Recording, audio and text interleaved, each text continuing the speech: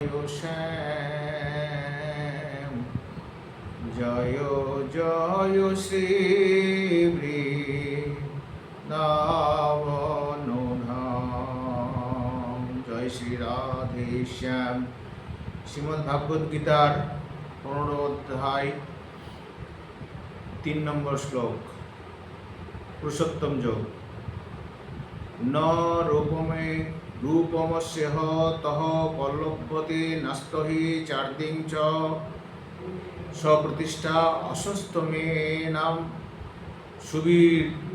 সুবিরূঢ়মূল সংগস্ত্রাণ দৃঢ় চিত্তা। বললেন, এই সংসার বৃক্ষের যেমন রূপ দেখা যায়, বিচার করলে কিন্তু তেমনি উপলব্ধি হয় না, কারণ এর আদি এবং অন্ত বা স্থিতি কিছুই নেই। তাই এই সুদৃঢ়মূল সংসার জগৎ সংসার রূপ অসত্য বৃক্ষকে দৃঢ় অনাসক্তি রূপ শাস্ত্রের দ্বারা ছেদন করে।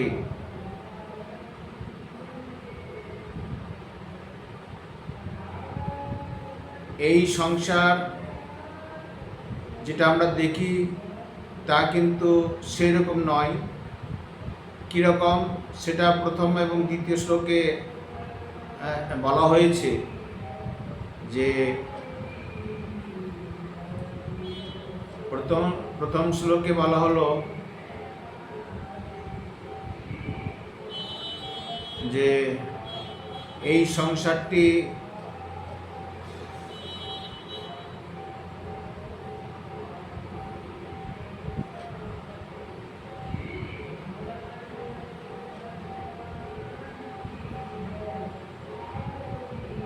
ঊর্ধ্বমূলযুক্ত। ভগবান বললেন অর্জুনকে, এই সংসারটি হচ্ছে ঊর্ধ্বে মূলযুক্ত, নিম্ন শাখা বিশিষ্ট, যে জগৎরূপ অসুস্থ বৃক্ষকে অব্যয় বলা হয়।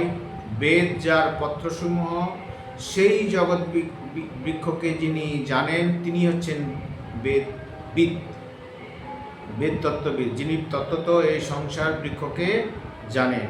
ঠিক উল্টো, এর মূলটা উল্টোর দিকে, ঊর্ধ্ব দিকে, আর নিচে হচ্ছে তার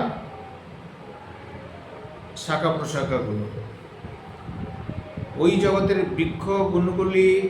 বৃক্ষের গুণাগুলি হচ্ছে সত্য রজ তমর সাহায্যে বৃদ্ধিপ্রাপ্ত বিষয়রূপ পল্লব বিশিষ্ট, শাখা বিশিষ্ট, আর নিচে মধ্যভাগে ঊর্ধ্বে সর্বত্র বিস্তৃত। মনুষ্যলোকে কর্মানুসারে বন্ধনকারী মূল নিম্নে ঊর্ধ্বভাগে সর্বলোকে পরিবর্তিত হয়ে চলেছে। তাহলে প্রকৃত সংসারটা যা আমরা দেখি তা কিন্তু নয়।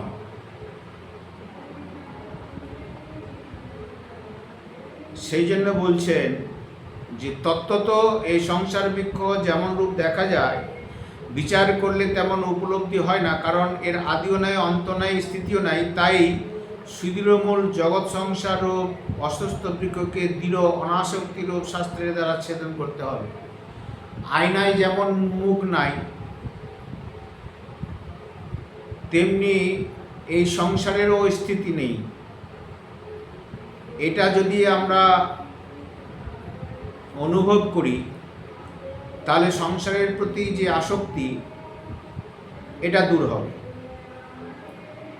এবং এটা জেনে রাখবেন যে সংসারের প্রতি আসক্তি যতক্ষণ পর্যন্ত দূর না হয়, ততক্ষণ পর্যন্ত আমরা ভক্তি মার্গে এগোতে পারবো না। এটি হচ্ছে প্রথম ভক্তি মার্গে প্রবেশ করার এই জ্ঞান গীতায়। তাই এই তত্ত্বকথা দিয়ে আমাদের বিবেককে জাগ্রত করছেন ভগবান শ্রীকৃষ্ণ অর্জুনের মাধ্যমে। এই সংসারের প্রতি যে আমাদের আসক্তি, এই আসক্তিটা যদি না থাকে, মানে সংসারটা যতক্ষণ পর্যন্ত তার অনিত্যতা এটা অনুভব না হয় ততক্ষণ পর্যন্ত তার প্রতি আসক্তি থাকবে। যতক্ষণ পর্যন্ত অনুভব হবে তখন আর আসক্তি থাকবে না। এই আসক্তি অনাসক্তি রূপ যে শস্ত্র, এর দ্বারাই এই বৃক্ষকে ছেদন করা যায়, মানে সংসার বৃক্ষকে ছেদন করা যায়। এই হচ্ছে এর তত্ত্বকথা। এই অধ্যায়ে প্রথম শ্লোকে সংসার বৃক্ষের বিষয়ে বলা হয়েছে যে লোক একে অব্যয় অবিনাশী বলে থাকে, এবং শাস্ত্রীয় বর্ণনা করা হয়েছে যে সকাম অনুষ্ঠান করলে ইহলোক পরলোক বিপুল ভোগ প্রাপ্ত হওয়া যায়। এই কথায় ইহলোক বা স্বর্গলোকের সুখ, রমণীয়তা, স্থায়িত্ব আছে বলে মনে হয়। এই জন্যই অজ্ঞান ব্যক্তিরা কাম ভোগাদি পরায়ণ হয়। এর থেকে বড় সুখ আর নেই এইভাবে তারা সুদৃঢ় ধারণা তাদের হয় বিষয়ী লোকের জন্য। যতক্ষণ জগতে তদাত্মা থাকবে, মমত্ব থাকবে, কামনার সম্বন্ধ থাকে, ততক্ষণ এই রূপ প্রতীয়মান হয়। কিন্তু ভগবান বলেছেন যে বিবেক বুদ্ধির দ্বারা সংসার থেকে পৃথক হয়ে সংসার থেকে সম্পর্ক ছেদ করে দেখলে তার যে রূপ আমরা মেনে থাকি সেরূপ উপলব্ধি হয় না। যদি আমরা বিবেক বুদ্ধি দিয়ে সংসার থেকে পৃথক হয়ে যাই, অর্থাৎ সংসার সঙ্গে সম্পর্ক ছেদ করে দিই, ছেদ করার পর যদি দেখি তাহলে সংসারটা অন্যরকম মনে হয়, অর্থাৎ এটি বিনাশশীল দুঃখরূপ বলে প্রতীয়িত হয়। এখান থেকে বেরোলেই সেটা মনে হয়। তাহলে সংসার থেকে যতক্ষণ পর্যন্ত না বেরোনো যায় বা সংসারের প্রতি আসক্তি যতক্ষণ পর্যন্ত ত্যাগ না করা যায়, তাহলে সংসারের প্রকৃত স্বরূপটা জানা যায় না। কোনো বস্তুর নন্তনা চারদিনশ প্রতিষ্ঠিতা, কোনো বস্তুর আদি মধ্য অন্ত জ্ঞান দুভাবে হয়, দেশকৃত কালকৃত। এই জগতের আদি কোথায়, মধ্য কোথায়, অন্ত কোথায়, এইরূপ জগৎ সংসারের দেশকৃত আদি মধ্য অন্তরের নির্ণয়তা আর কবে এর আরম্ভ হয়েছে, কতদিন থাকবে, কবে এর শেষ হবে, এইরূপ জগতের কালকৃত স্থিতিও ঠিক করা যায় না। মানুষ, আমরা যখন কোনো বিশাল প্রদর্শনীতে যাই, নানা রকম বস্তু আমরা দেখি, ঘুরে বেড়াই, ওই প্রদর্শনীর আদি অন্ত তখন বুঝতে পারি না। বিশাল মেলা বসেছে, মেলার ভিতর ঢুকে গেলে তার বিভিন্ন রকম জিনিস দেখি, তার আদি অন্ত বুঝতে পারি না। যতক্ষণ ওই মেলাটার আদি অন্ত তখনই বুঝতে পারি যখন মেলা থেকে বেরিয়ে যায়, তখন সেখান থেকে বেরিয়ে এলে তবেই সেই আদি অন্ত আমরা জানতে পারি। সেরকম সংসারের সঙ্গে সম্পর্ক বজায় রেখে ভোগাদিতে মত্ত থাকলে কখনো সংসারের আদি অন্ত জানা সম্ভব নয়। জগৎ সংসারের আদি অন্ত জানার জন্য মানুষের যে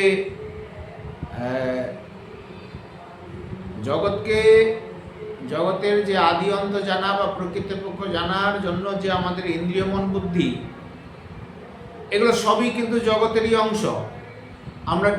আমাদের মন বুদ্ধি সব জড়ীয় জগতেরই অংশ। ফলে জড়ীয় জগতের অংশ হয়ে ওই জড় পদার্থকে জানা খুব মুশকিল।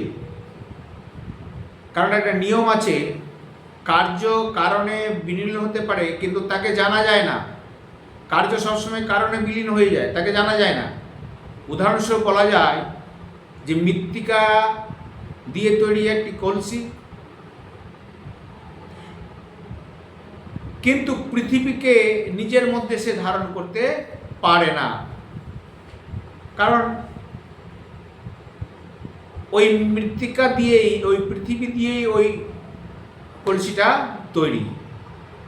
তেমনি এই ব্যষ্টি ইন্দ্রিয় মন বুদ্ধি ওই সমষ্টিগত যে প্রকৃতি তার কার্যকে পুরোপুরি উপলব্ধি করতে পারে না। সুতরাং জগৎ থেকে মন বুদ্ধি ইন্দ্রিয় থেকেও পৃথক হলেই জগতের স্বরূপ ঠিকমতো জানা সম্ভব। অতএব এই জগৎ থেকে মন বুদ্ধি ইন্দ্রিয় যতক্ষণ পর্যন্ত পৃথক না হয় ততক্ষণ পর্যন্ত আমাদের স্বরূপ, জগতের যে স্বরূপ সেটা ঠিকমতো জানা যায় না। প্রকৃতপক্ষে জগতের কোনো স্বাধীন সত্তাই নেই, আছে শুধু উৎপত্তি বিনাশের ভ্রম। জগৎ সংসারের এই উৎপত্তি বিনাশ প্রবাহই স্থিতিরূপে প্রতীয়মান হয়। আসলে দেখা যায় যে উৎপত্তিও নেই, শুধুমাত্র বিনাশই আছে, যা স্বরূপগত এক মুহূর্ত স্থায়ী থাকে না। এই জগতের প্রতিষ্ঠা স্থিতি কেমন?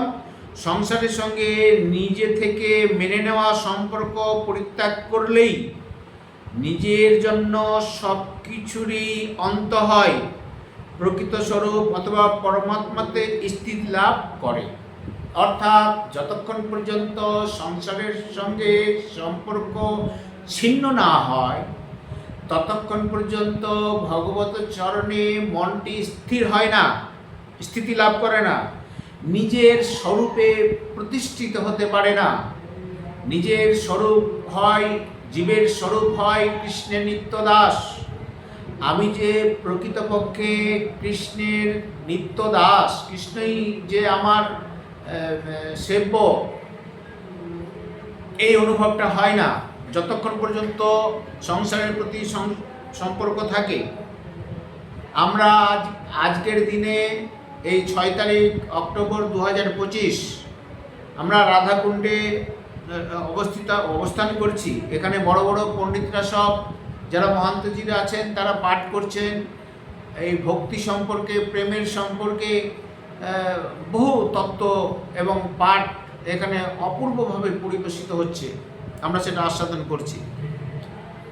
কিন্তু আস্বাদন করলেও মোবাইলের সঙ্গে সবসময় আমাদের যোগ আছে, ঘরের সঙ্গে। আমার ছেলে কেমন, পাঠের শেষে শেষে জিজ্ঞেস করছি, গিরিরাজ পরিক্রমা দেওয়ার সময় ফোন করছি, বাড়িতে কেমন আছে, সব ঠিকঠাক আছে ইত্যাদি করছি, এদিকে আবার এই ভক্তিরও কথা শুনছি।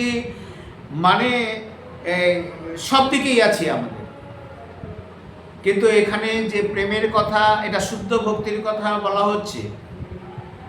যতক্ষণ পর্যন্ত এই সংসারের প্রতি এই আসক্তিটা না যায় ততক্ষণ পর্যন্ত এই শুদ্ধ ভক্তিতে প্রতিষ্ঠা হওয়া যাবে না। আমরা যে ভক্তিটা দেখাই, এই ভক্তি পথে চলার একটা রাস্তা মাত্র। শুদ্ধ ভক্তিতে এখনো বহুদূর বাকি। যতক্ষণ পর্যন্ত হৃদয়ের মধ্যে সংসার আছে, এই সংসার বৃক্ষ রয়েছে, তার সঙ্গে সম্পর্ক রয়েছে, ততক্ষণ পর্যন্ত আমরা এই আমাদের হৃদয়ে সেই ভক্তি আসতে পারে না। একটা অদ্ভুত কথা, আজ পর্যন্ত কোনো বৈজ্ঞানিক জগতের আদি মধ্য অন্তের সন্ধান করতে পারেননি, পারবেনও না। সংসারের সঙ্গে সম্পর্ক রেখে অথবা সংসারিক ভোগ সংগ্রহে আসক্তি রেখে যদি কেউ জগতের আদি মধ্য অন্তের খোঁজ করতে যায় তবে সে কলুর বলদের ন্যায় সারা জীবন ঘুরেও কিছুতেই জানতে পারবে না। কারণ আমাদের মন বুদ্ধিটাও প্রাকৃত এই সংসারে। প্রকৃতপক্ষে এই জগতের আদি মধ্য অন্ত জানার কোনো প্রয়োজন নেই, প্রয়োজন শুধু জগতের সঙ্গে মেনে নেওয়া সম্পর্ক ছেদ করা। আমাদের প্রকৃত কাজ হচ্ছে এই জগতের সঙ্গে সম্পর্কটা ছেদ করে দেওয়া। সম্পর্ক ছেদ করে দেওয়া মানে হচ্ছে আসক্তিটা ত্যাগ করে দেওয়া। আসক্তিটি ত্যাগ করে দেওয়া মানে গৃহ সংসার ছেড়ে বৃন্দাবনে চলে আসা বা বনে জঙ্গলে চলে আসা তা নয়। আসক্তি ত্যাগ মানে হচ্ছে কারো প্রতি কোনো রকম কোনো অভিলাষ যেন না থাকে, কোনো আশা যেন না থাকে, কর্তব্য জ্ঞানে শুধু কর্ম করে দেওয়া, তাদের প্রতি কোনো রকম আসক্ত না হওয়া। এই জ্ঞানে যদি আমরা সংসারের মধ্যে থাকি তাহলে মনে করব যে আমরা সংসার থেকে সম্পর্কটা ছিন্ন করেছি। কর্তব্য জ্ঞানে কর্ম করা, পিতার যা কর্ম তা আমার করা উচিত, মাতার যা কর্ম কর্তব্যকে আমরা করব, কিন্তু সংসারটা আমার নয়। এটা সবসময় বিবেকে এটা মন্থন করতে হবে। যদি থাকতো এরা, তাহলে মৃত্যুর সময় এই সম্বন্ধ যদি প্রকৃত থাকতো, তাহলে মৃত্যুর সময় আমার ব্যাংকের যত টাকা পয়সা ছিল সেটাও যেত, মানে ধন যেত, জন, ছেলে, মেয়ে, স্বামী, স্ত্রী সবাই আমার সাথে যেতে পারতো, কিন্তু কেউ আমার সাথে যাবে না। অতএব এদের সাথে প্রকৃত সম্পর্কই নেই। এই জগতে এই ভ্রান্ত ধারণার মধ্যে রয়েছি। এই বিবেক জাগ্রত যদি হয়ে যায় যে প্রকৃত আমার এদের সাথে সম্পর্ক নেই, এই বিবেক জাগ্রত হলেই তাদের প্রতি অনাসক্ত হবে, সংসারের প্রতি অনাসক্ত হবে। এই সংসারের প্রতি অনাসক্ত এই অস্ত্র দ্বারাই সংসার রূপী যে বৃক্ষ সেটার মূল ছেদন হবে।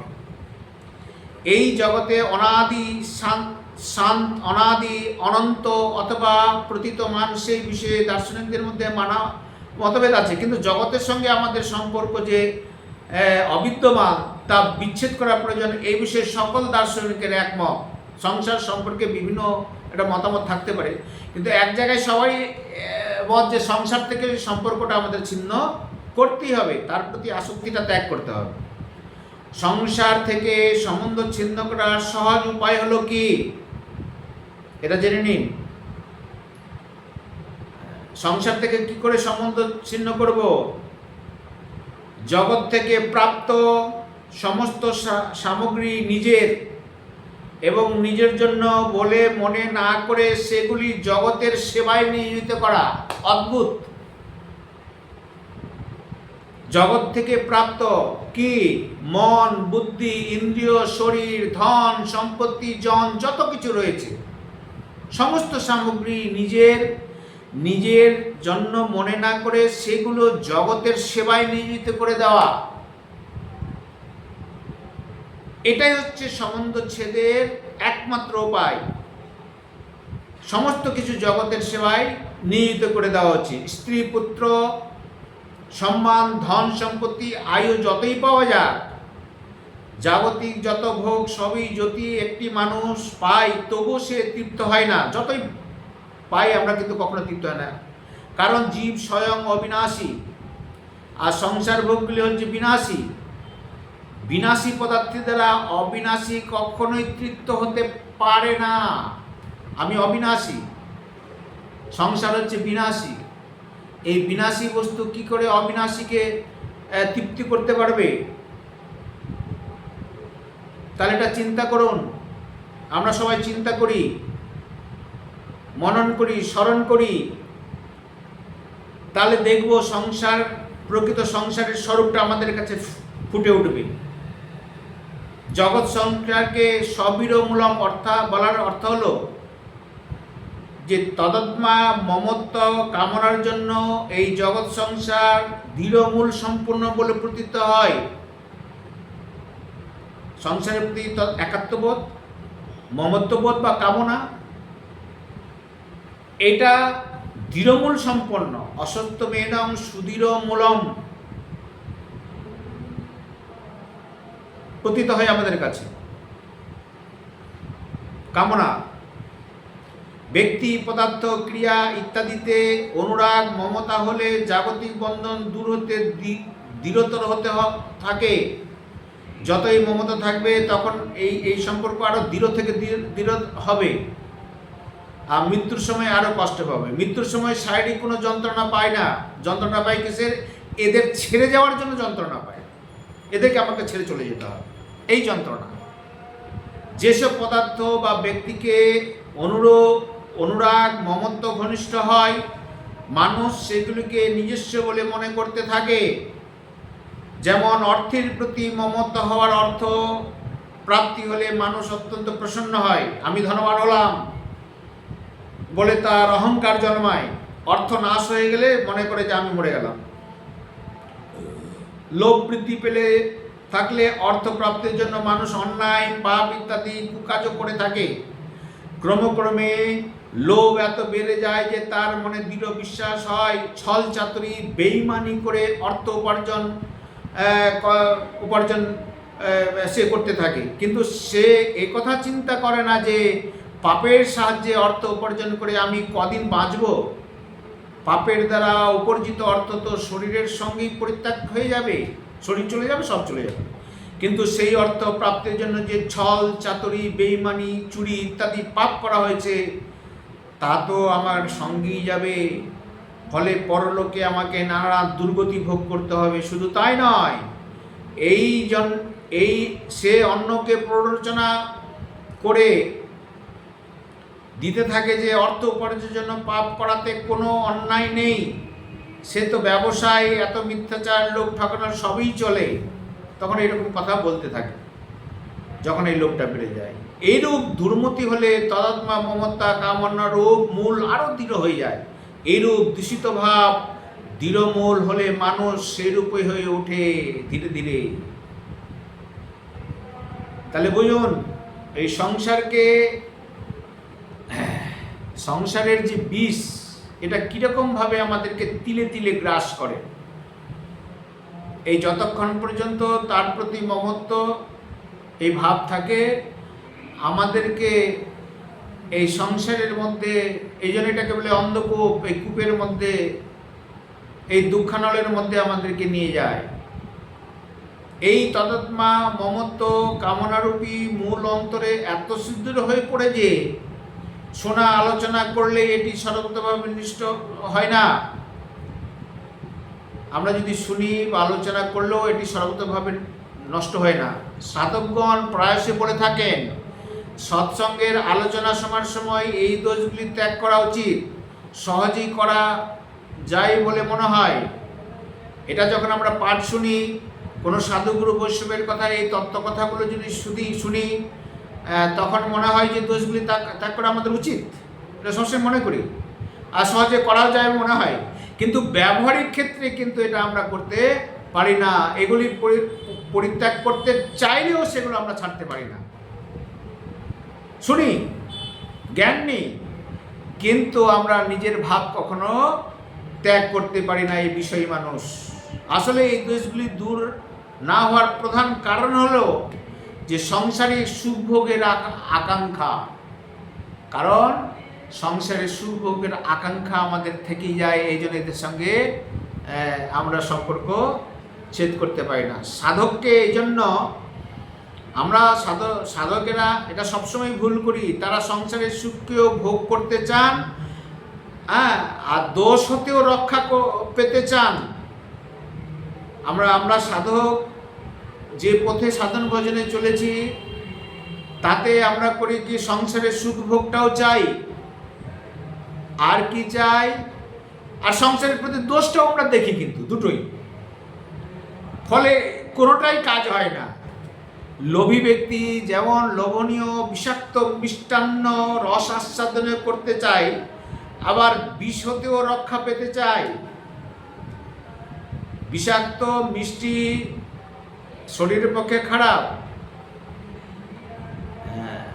মিষ্টি শরীরের পক্ষে খারাপ, বিষতুল্য মিষ্টি। আবার ওই বিষ থেকে রক্ষা পেতে চায়, আবার মিষ্টিতে লোভে খেতেও চায়। এই দুটো একসাথে চলে কখনো? কিন্তু তা কখনো সম্ভব নয়। জগতের কোনো কিছুই বিন্দুমাত্র আশা না রেখে তবেই সেই মূল স্বতন্ত্র নষ্ট হয়ে যায়। বিন্দুমাত্র কোনো আশা জগতের প্রতি রাখা যাবে না। তদাত্মা মমত্ব কামনা দূর করা অত্যন্ত কঠিন। সাধকের এইরূপ মনোভাব এই দোষগুলোকে দূর হতে দেয় না।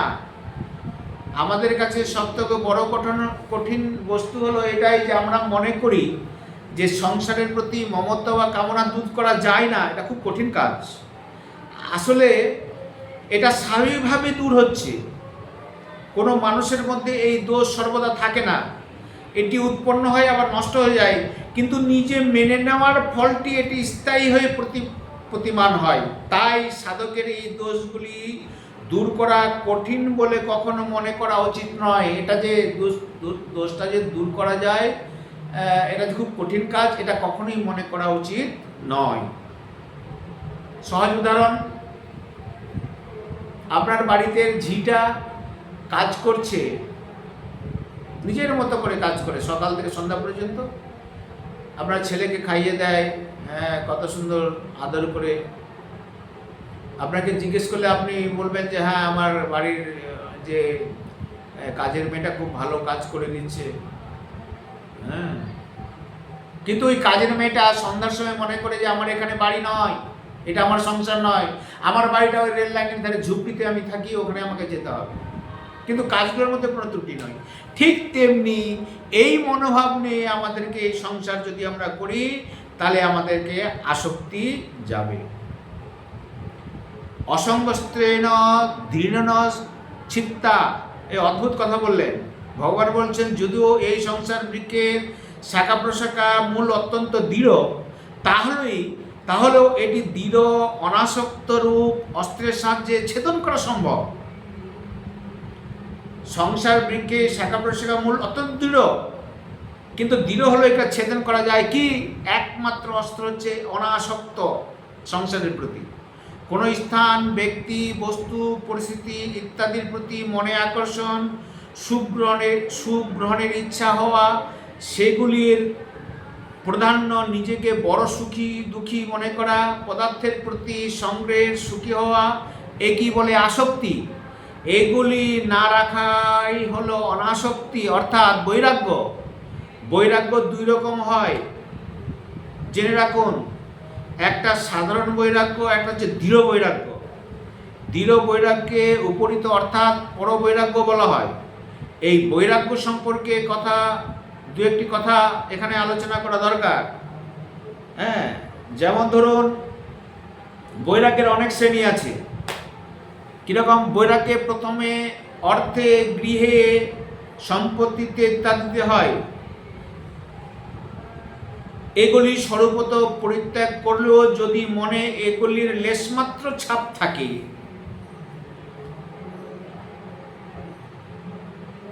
আপনি ত্যাগ করে দিলেন।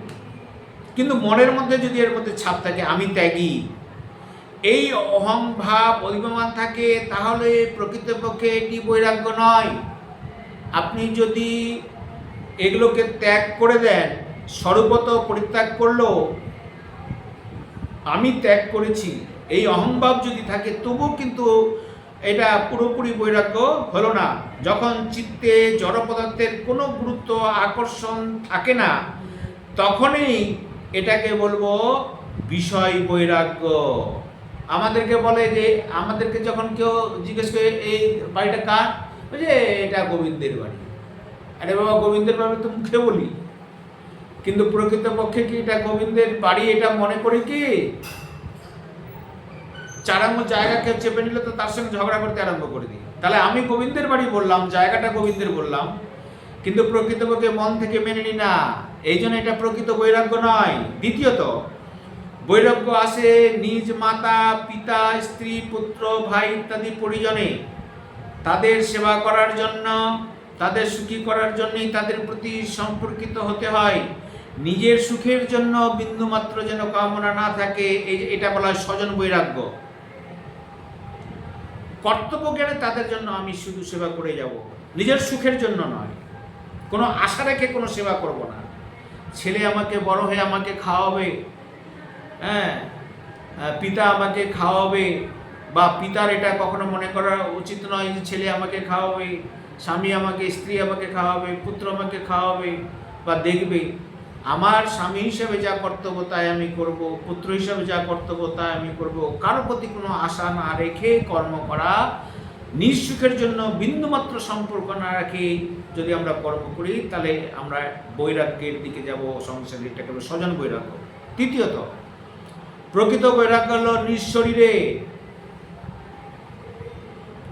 যদি শরীরের সঙ্গে সম্পর্ক বজায় থাকে, তাহলে সমস্ত জগতের সঙ্গে সম্পর্ক বজায় থাকে, কারণ শরীর জগতেরই অংশ। প্রকৃত বৈরাগ্য কি? নিজ শরীর সঙ্গে সম্পর্ক। ছিন্ন করে দেওয়া। কারণ এই শরীরের সঙ্গেই যত রকম সম্পর্কিত, কারণ শরীর জগতেরই অংশ। শরীরের সঙ্গে একাত্মভাব না থাকলেও না থাকাই হলো কায় বৈরাগ্য, শরীর বৈরাগ্য। তদাত্মা, শরীরের সঙ্গে মেনে নেওয়া ঐক্য অহংভাব, এটাকে বলা হয় তদাত্মা। নাশ করার জন্যই সাধকের প্রথমে আমাদের উচিত কি, এই যে তদাত্মা শরীরের সঙ্গে যে একাত্মবোধ, ঐক্য, অহংভাব, সাধকের প্রথমে আমাদের উচিত কি, প্রথমে মান, প্রতিষ্ঠা, মান্যতা, অর্থ ইত্যাদি কামনা ত্যাগ করতে হবে। এই কামনাগুলি পরিত্যাগ করলেই দেহের নামের প্রতি মমত্ববোধ, যশ, কীর্তি, সম্মান ইত্যাদি কামনা থেকে যায়। যদি এটা মান্যতা দিই তাহলে কামনা থেকে যায়। মৃত্যুর পরে স্বীয় কীর্তি, নিজের স্মারক ইত্যাদি, নিজের স্মারক তৈরি করা ইত্যাদি সূক্ষ্ম কামনাগুলি থেকে যায়। এইসব কামনাগুলি নাশ করা প্রয়োজন। কখনো কখনো সাধকের অন্তরে অন্যের প্রশংসা শুনে, অন্যের মান মর্যাদা শুনে ঈর্ষাভাব জাগরিত হয়। সুতরাং এটিও দূর করা প্রয়োজন। উপরোক্ত কামনাগুলি দূর করার পরেও শরীরে কি থাকে, মমত্বভাব থেকে যায়। মৃত্যুর পরও এই মমত্ব বজায় থাকে। সেই জন্য মৃতদেহ দাহ করার পর অস্থি গঙ্গায় বিসর্জন দিলে জীবের গতি হয়। যিনি দেহের প্রতি মমত্ববোধ করেছেন কি হয়, গতি হয়। কোথায়? গঙ্গায় দেয়। বিবেক মানে জড়চেতন, প্রকৃতি পুরুষ, দেহের ভিন্নতার যে জ্ঞান, এটাকে বলা হয় বিবেক।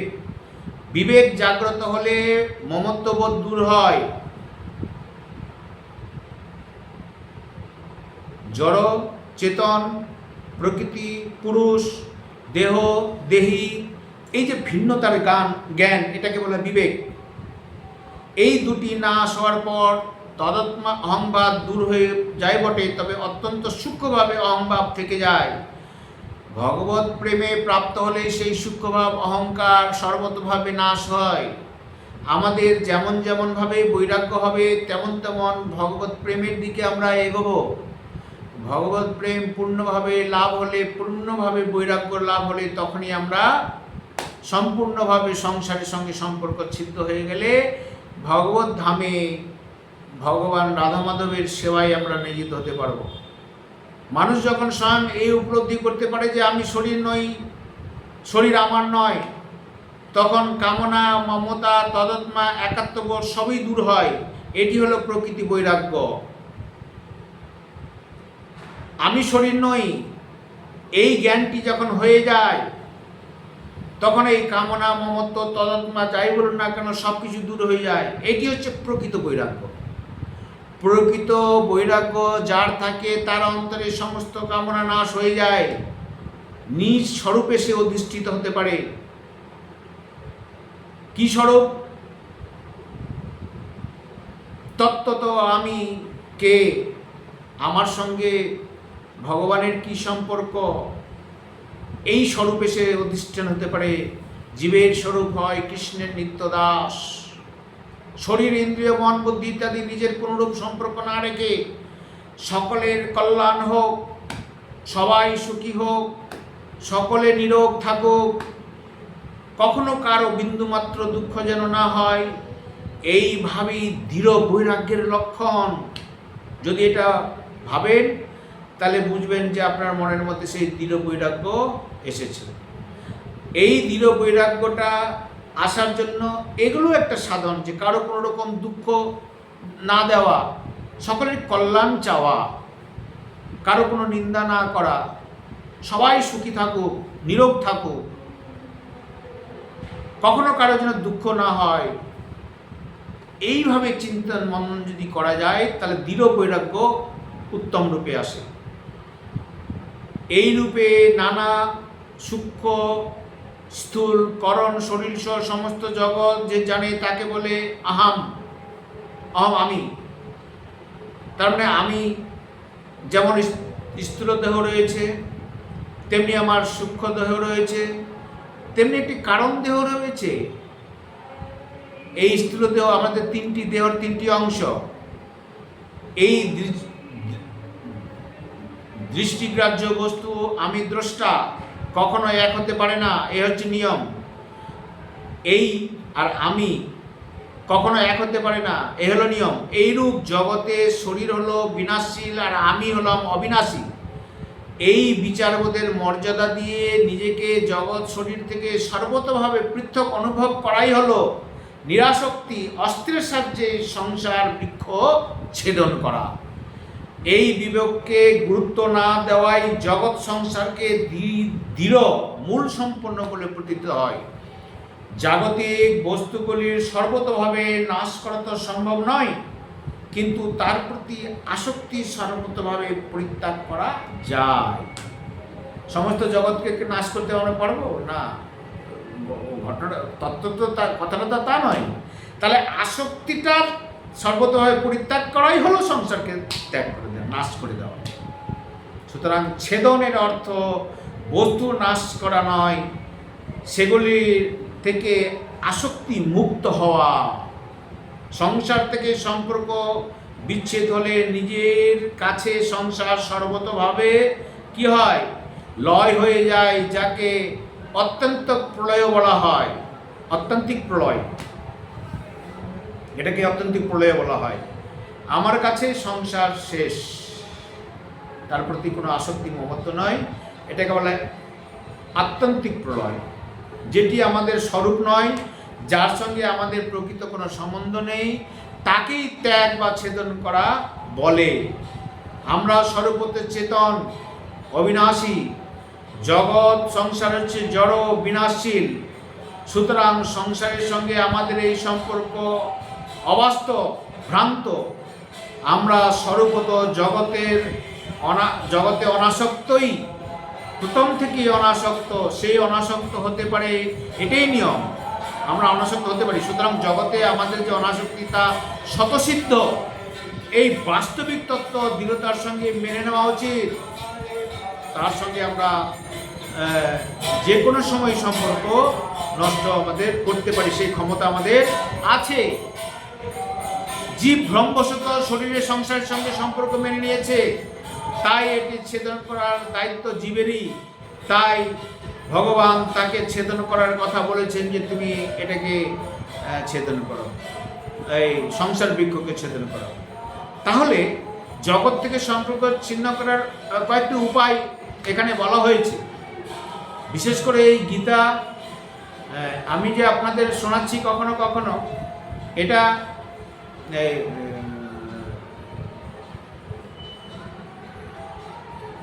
জগদীশচন্দ্র ঘোষের গীতা, শ্রী শ্রী জগদীশচন্দ্র ঘোষ আর গীতা প্রেসের যে সাধক সঞ্জীবনী, এই যে গীতা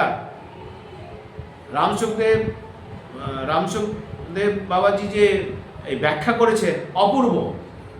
আমি এই দুটো থেকেই বিশেষ করে নিয়ে এই কথাগুলো আপনাদেরকে কাছে বলছি। এখানে বলছেন জগৎ থেকে সম্পর্ক বিচ্ছেদ করার কয়েকটা উপায় এখানে বলছেন, এইটুকু খালি শুনে রাখুন, দারুণ কথা। ওই যে কোনো কিছুর প্রাপ্তির আশা না রেখে জগৎ থেকে প্রাপ্ত সামগ্রী জগতের সেবায় নিয়োজিত করে দিন। সকলের সেবায়, পরিবারের জন্য যা করবেন, সমাজের জন্য করবেন, দেশের জন্য করবেন, পরম তৃপ্ত। লাভ কি হবে? সংসার থেকে মুক্ত। আর কি হবে? ঈশ্বরের সঙ্গে যুক্ত। আর কি হবে? প্রেমে আপ্লুত, চিরসুখ। ফলে এটা মূল কাটা। সাংসারিক সুখের আর কি? সাংসারিক সুখের কামনা সর্বতভাবে পরিত্যাগ করা। ভোগ সম্পত্তি শরীর এর পরিকল্পনা করা কোনো প্রয়োজন নেই। আপনি তো প্রারব্ধ হিসাবেই যা পাওয়ার পেয়েছেন। আপনি যদি মনে করেন যে আজকে আমি ভ্যান চালাই, রিক্সা চালাই, খেতে কাজ করি, আর কর্ম করলে আমি একদম বিশাল লক্ষপতি কোটিপতি হয়ে যাব, তা কিন্তু নয়। যেমন ভগবান আপনাকে দিয়েছেন সেটাই সেইভাবেই থেকে সন্তুষ্ট রাখা উচিত। কোনো রকম ভোগ সম্পদ সংগ্রহের কামনা করা উচিত নয়। আরো দাও প্রয়োজন নেই। এই আরো দাও করে দিয়ে কিছু সম্প্রদায়ের মানুষ আমরা বিশাল বড় বড় অট্টালিকা, কত কোটি কোটি সহস্র কোটি টাকা, এই বড় বড় অট্টালিকা, আর দেখেন ওই অট্টালিকার ওই ছায়াতে অনেক গরিব মানুষ সব শুয়ে আছে, খেতে পায় না।